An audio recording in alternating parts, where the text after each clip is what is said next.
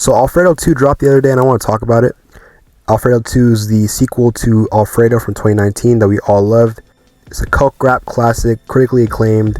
Has the bells and whistles of Alchemist production with nice jazz samples and guitar sections, and obviously Freddie Gibbs' laid back vocals. Nice features from Rick Ross, Tyler the Creator, and others. This album was up for nominations and kind of put Freddie and the Alchemist more on the map in the public eye. And it's been a few years since the album dropped. Obviously, it's about 6 years now. So there are still some expectations with the name of the album. You know, Alfredo 2, people looking at the cover, obviously direct parallels to the first one. And I feel like this album is like pick and roll, you know, like perfect timing, very well timed. It's kind of in a weird spot with this summer being like the coke rap summer. Like last year we had Brat summer, this is like coke rap summer. This is the unction actually. We got Tyler the Creator dropping, Travis Scott dropping, Clips obviously dropping. So if you add in all those ages, you know, you add in Pharrell too, that's a combined age of like 75 on average. But yeah, Freddie Gibbs. Freddie Gibbs, my name is Freddie Gibbs. Yeah, I'm Freddie Gibbs. Freddie Gibbs, yeah, I'm Freddie Gibbs. And yeah, I'm Freddie Gibbs. I just took my shirt off cause I'm Freddie Gibbs. I'm Freddie Gibbs, Freddie Gibbs. Yeah, I'm Freddie Gibbs. Yeah, I'm Freddie Gibbs. Cocaine, yeah, I'm Freddie Gibbs. And I'm cocaine, Freddie Gibbs. I just took my shirt off again cause I'm Freddie Gibbs. Freddie. Okay, that video was a little too funny for you not to include in the video, but definitely was some doubt in my mind and probably others' minds as if they could recapture that same magic as they did in the first Alfredo on this album. That album gave Freddie a big shot in the arm in terms of listeners. People became more familiar with his name. I feel like most people's favorite songs from Freddie come from that album. Is most people's favorite body of work from him. People wanted them to link up for a while, especially because Freddie dropped a few albums and they're more like mixtape based and a little bit different in terms of sound, lacking that dreamy coke rap like luxury quality that the Alchemist production gives.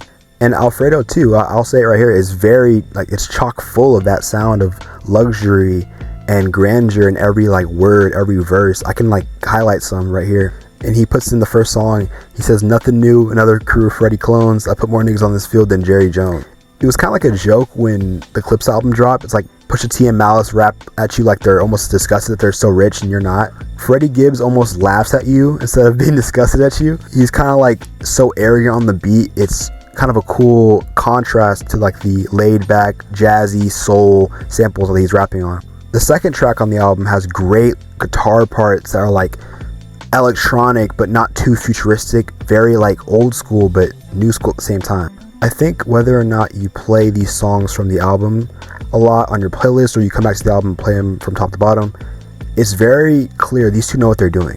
If you haven't caught on yet, the title of the album is Alfredo, Alchemist, Freddie, I guess, and the cover art is a bit different this time from the mafia Italian aesthetic from the first one. The sequel is more based on Yakuza, Japanese aesthetics like food. The 10th track on this album has a pretty funny part where he says, "Make a nigga dookie, gas station sushi." There's certain things that only Freddie can say and have it actually be funny and like make sense and not be like too distracting from the core of the song. He doesn't take himself too seriously, and it's pretty obvious if you've ever been on his Instagram story, especially in quarantine. They were really funny. But back to the album, it had a lot of things going for it really well, especially in the beginning of the album. I'm pretty sure this had a short film to it they had on YouTube, but it seems like everything flows cohesively very, very well. I think with the pandemic and stuff like that, people kind of stopped going to the studio as often, and there's more like opens being sent and more like contactless songs being created, which is kind of like bad, to be honest. If you ever like freestyle with your friends, like open up Cracked FL or like BandLab or something like that, you just start freestyling, like the energy is very palpable in the room.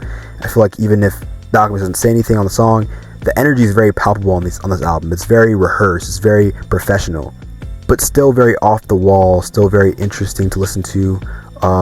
Funny bars, like how I said before, bravado and arrogance that you would only find in certain people who have this type of like stature in the game, right?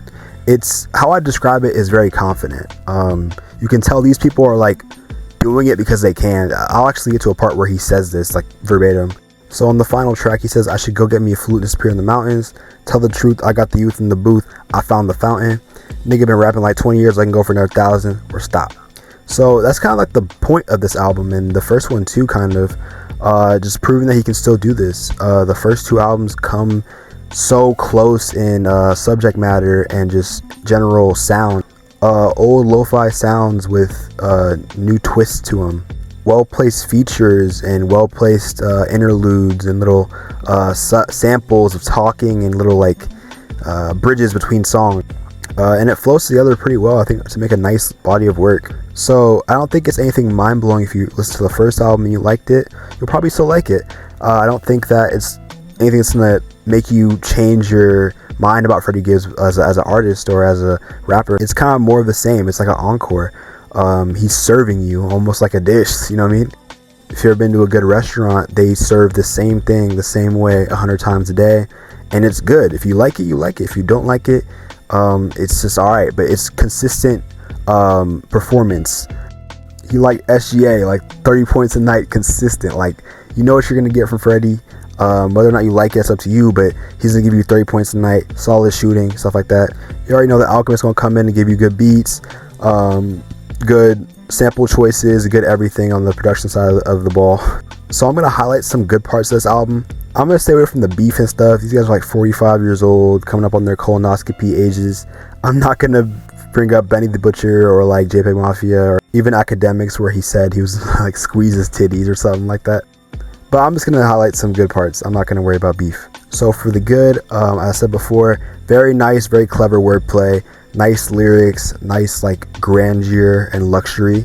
I also like that it's digestible, like 50 minutes. It was 48 minutes or something like that. Around 50 minutes is like the sweet spot for an album for me. And then thirdly, I like to say, very good production once again. Dreamy, old school. You can tell there's some crazy stuff that's being sampled here that I don't even know about. I doubt anyone even knows. It's probably like some like random commercial from the 70s or something like that. I don't even know. But speaking of obscure samples, it's kind of a shame that him and Peggy have beef, because they would sound really good together, especially with some Peggy beats and Freddie rapping over them. As for the cons, there like literally are just not enough to talk about. To be honest, it's kind of more of the same. I like the first album. It's not really as good as the first album because I'm not shocked by it. There's no Tyler the Creator level feature on this one. There's some solid ones. You know, JID did his thing, but this is a solid sequel. Sequels often aren't as good as the first, but I think this is a nice little follow-up, showing obviously Freddie can still do it, Alchemist can still do it.